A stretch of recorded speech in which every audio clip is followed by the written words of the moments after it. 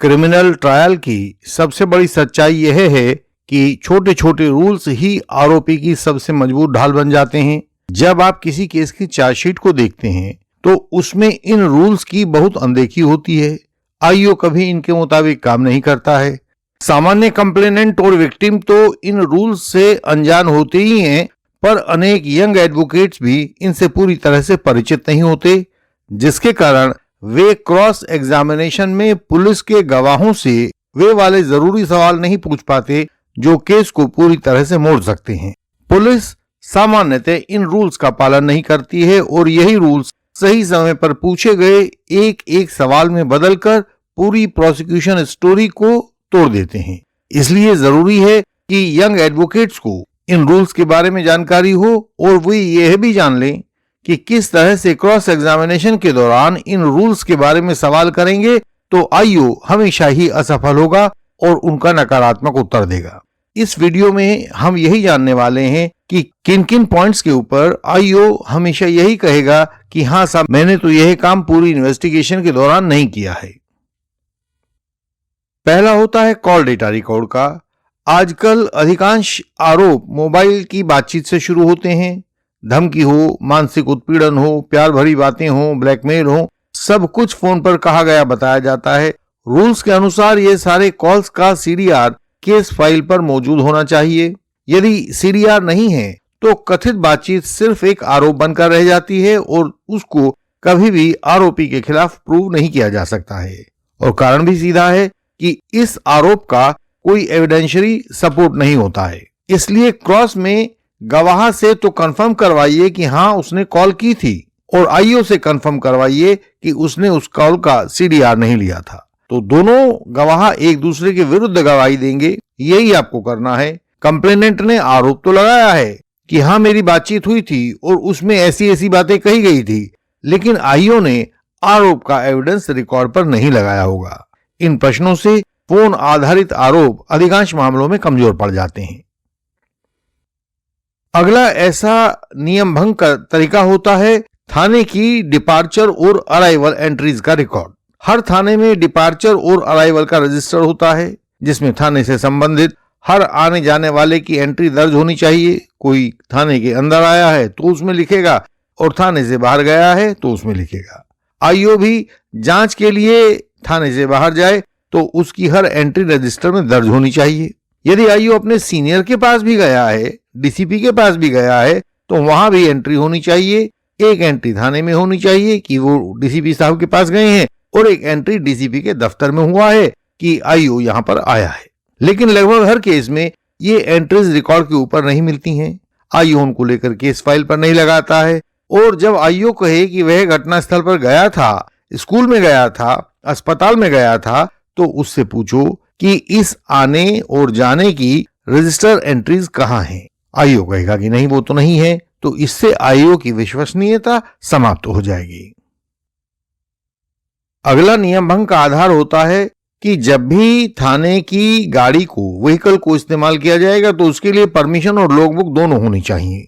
Police अधिकारी जांच के दौरान जहां जहां गाड़ी से आना जाना बयान करते हैं तो वहां वहां उनको पहले तो गाड़ी की परमिशन लेनी होती है अपने सीनियर ऑफिसर से, जो आमतौर से डीसीपी से ली जाती है।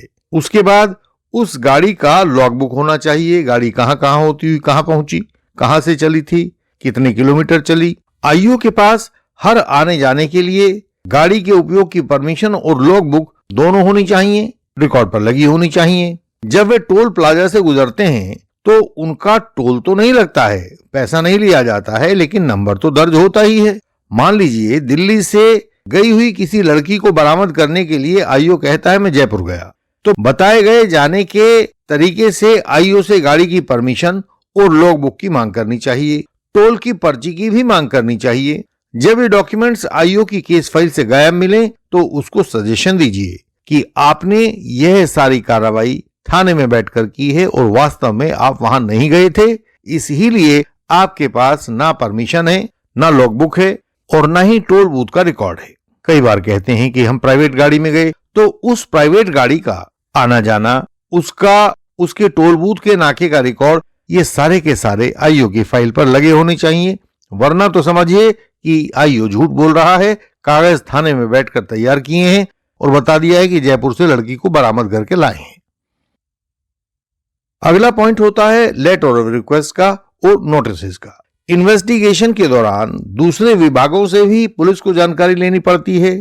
स्कूल से पीड़िता की पढ़ाई का रिकॉर्ड होता है, बोन एज एक्सरे की रिपोर्ट ली जाती है, बैंक के भीतर से डॉक्यूमेंट्स लिए जाते हैं, रजिस्ट्रार दफ्तर से जाकर नकल ली जाती है, घायल की एमएलसी ली जाती है और ये सब पुलिस आईओ को इन विभागों में जाना पड़ता है। वहां के इंचार्ज से इन डॉक्यूमेंट्स की मांग करनी होती है। नियम यह है कि जब भी आईओ इन डॉक्यूमेंट्स को उन विभाग के इंचार्जेस से मांगेगा तो या तो लेटर ऑफ रिक्वेस्ट लिखेगा, सा मुझे दे दीजिए यदि कोई सीनियर अफसर है, और यदि कोई जूनियर अफसर है, साधारण कर्मचारी है, तो उसे सेक्शन 91 सीआरपीसी का नोटिस देगा। जो लेटर ऑफ रिक्वेस्ट दिया गया होगा या नोटिस दिया गया होगा उसकी सेकंड कॉपी आईओ की फाइल में लगी होनी चाहिए। यदि फाइल में यह सेकंड कॉपी लगी हुई ना हो तो आईओ से क्रॉस किया जाना तो बनता है कि देखो आईओ साहब, आपने ना तो उस दफ्तर में जाके रिकॉर्ड लिया है ना उस दफ्तर में जाके रिकॉर्ड लिया है, ये सारा का सारा रिकॉर्ड फर्जी है या जबरदस्ती तैयार करवाया है। जैसा भी आपके केस की मेरिट हो उसी के अनुसार यह सजेशन दे सकते हैं। ये छोटी छोटी सी बातें आईओ की पूरी इन्वेस्टिगेशन को डाउटफुल बना देती हैं। प्रोसिक्यूशन के लिए जज साहब के संदेह का निवारण कर पाना बिल्कुल कठिन हो जाता है। एक और गड़बड़ी आईओ बहुत ज्यादा करते हैं और वह होती है स्टॉक विटनेसेस का इस्तेमाल। स्टॉक विटनेस पुलिस इन्वेस्टिगेशन का वह हिस्सा है जिसे समझना नए एडवोकेट्स के लिए बहुत जरूरी होता है। पुलिस अक्सर ऐसे गवाहों को चुनती है जो हर केस में पुलिस की मनचाही भाषा और कहानी को दोहरा देते हैं। बरामदगी हो, ट्रैप हो, एक्सीडेंट हो, ऐसे मामलों में जहां वास्तविक गवाह नहीं होते वहां ये स्टॉक विटनेस फाइल में रख दिए जाते हैं। इनको तोड़ना आसान होता है क्योंकि इन्होंने वास्तविकता को देखा नहीं होता, ये तो बस अंदाजे से आईओ ने कहा और वहां आके अपनी गवाही देने के लिए तैयार हो गए। हमने एक स्टॉक विटनेस से पूछा कि आपने आईओ को सील लगाते हुए देखा, आईओ की सील कितनी बड़ी थी, और उसने कोर्ट में रखे हुए फुल स्केप साइज के कैलेंडर की ओर इशारा करते हुए बताया कि इतनी बड़ी थी। जब अठन्नी के आकार की सील को फुल स्केप कागज के आकार की बताया गया हो तो गवाह की सच्चाई कोर्ट पर उजागर हो ही जाती है। जज साहब भी मुस्कुराने लगे। एक बहुत महत्वपूर्ण होता है रजिस्टर नंबर 19 और उसमें लिखी गई बातें। इन्वेस्टिगेशन के दौरान किसी भी केस प्रॉपर्टी को बरामद होते ही मालखाने में जमा करवाना होता है। मालखाने में केस प्रॉपर्टी जैसे ही जमा की जाती है इसकी डीडी एंट्री दर्ज करके केस फाइल में लगाई जाती है। आपने पुलिस रजिस्टर पर अगर हमारी वीडियो देखी होगी तो आपको पता होगा कि हर केस प्रॉपर्टी का ब्यौरा थाने के रजिस्टर नंबर 19 में लिखा जाता है। केस प्रॉपर्टी में दर्ज मालखाना होते ही रजिस्टर नंबर 19 में इसकी भी एंट्री लिखी जाती है। यदि मालखाने के दौरान केस प्रॉपर्टी में कोई नुकसान हुआ है, बदलाव हुआ है, सड़ गई है, टूट गई है तो वह एंट्री भी रजिस्टर नंबर 19 में दर्ज होनी चाहिए। अब यदि केस के भीतर आईओ यह दावा करता है कि उसने कोई हथियार, कपड़ा या अन्य वस्तु बरामद की पर मालखाने की रसीद और रजिस्टर 19 की एंट्री को रिकॉर्ड पर न लगाया गया हो तो वह रिकवरी कानूनी रूप से संदिग्ध हो जाती है। यदि केस प्रॉपर्टी डाउटफुल हो गई तो फिर प्रोसिक्यूशन केस में और क्या बाकी बचता है? कुछ भी नहीं। एक बहुत महत्वपूर्ण दस्तावेज जो ज्यादातर केस फाइलों से गायब मिलता है वह होता है रोड सर्टिफिकेट। किसी भी केस प्रॉपर्टी को थाने से बाहर या बाहर से थाने में आवाजाही करवानी हो तो बिना रोड सर्टिफिकेट के यह नहीं हो सकती है। फोरेंसिक लैब में भेजे जाने वाले सैंपल्स हो, बरामद हथियार हो या कोई अन्य बरामद वस्तु हो, उसको कोर्ट में लाना हो, उसको एफएसएल में ले जाना हो, उन सब का मूवमेंट रोड सर्टिफिकेट के साथ ही संभव हो पाता है। एक रोड सर्टिफिकेट तैयार किया जाता है और वस्तु के साथ वह भेजा जाता है। फिर वही रोड सर्टिफिकेट ले जाने वाला कारिंदा, पुलिस का सिपाही वापस लाकर आईओ को दे देता है और आईओ उस रोड सर्टिफिकेट को फाइल पर लगाता है।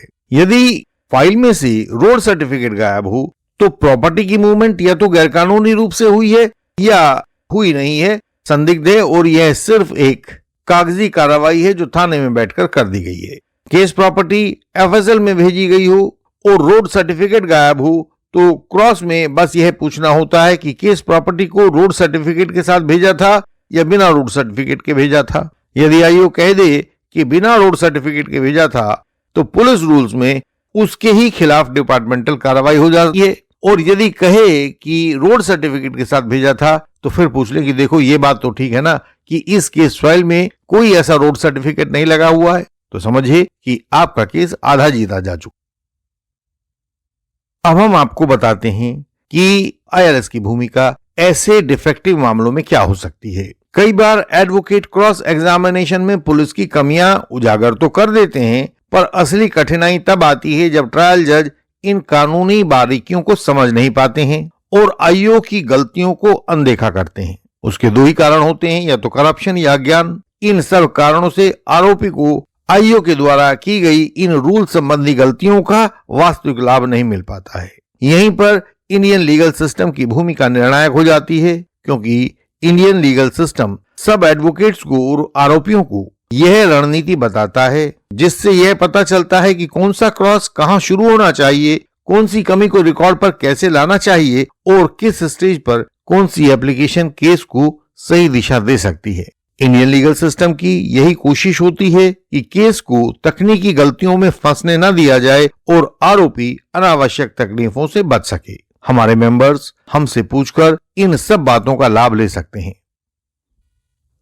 इंडियन लीगल सिस्टम आरोपियों व एडवोकेट्स दोनों की सहायता करता है। हम आपके केस का विश्लेषण करके आपको आपके केस की दशा और दिशा दोनों समझाते हैं कि इसमें आपके लिए क्या क्या संभावनाएं मौजूद हैं या किन किन कानूनी कदमों से आप अपना उद्देश्य प्राप्त कर सकते हो। बेहतर डिफेंस के लिए आप किसी भी कानूनी समस्या पर, चाहे सिविल हो या क्रिमिनल हो, मैट्रिमोनियल हो या प्रॉपर्टी से संबंधित हो, आप कोई कानूनी गलती करने से पहले हमसे परामर्श ले सकते हैं, ताकि रोज रोज अपील और रिवीजन के चक्कर में ना पड़े और गैर जरूरी झंझटों से बचे रहें।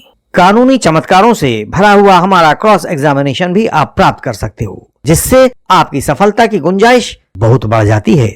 अपने केस को हमारे साथ तैयार करके आप एडवोकेसी के गूढ़ रहस्य जान सकते हो, उनमें मास्टरी प्राप्त कर सकते हो। चेक बाउंस के 138 के मुकदमों की नोटिस संबंधी गलतियों को करने से बच सकते हो। तत्काल इंडियन लीगल सिस्टम के मेंबर बनिए, कानून के सब रहस्यों को जानिए, सीखिए। आपसे दोबारा मुलाकात होने तक प्रणाम।